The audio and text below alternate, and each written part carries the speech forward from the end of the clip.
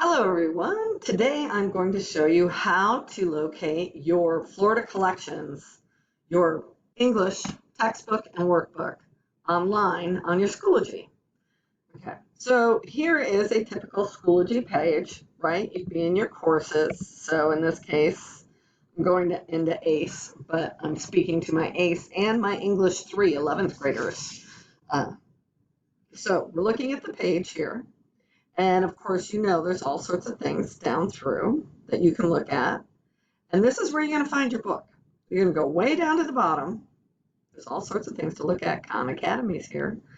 McGraw-Hill, that's not our book, but My HRW. This is the book that you want to go into for your Florida collections. I'm going to click it. It's going to give you nothing except Launch App. And you go ahead and launch it. Oftentimes it'll tell you to log in to your SDMC website if you haven't, and you'll do that, and then you'll get to this page, which is your book.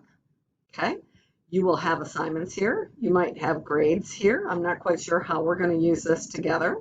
And if you click the little arrow, there's the student ebook, but this is a must. Please remember, you see here it says grade 10.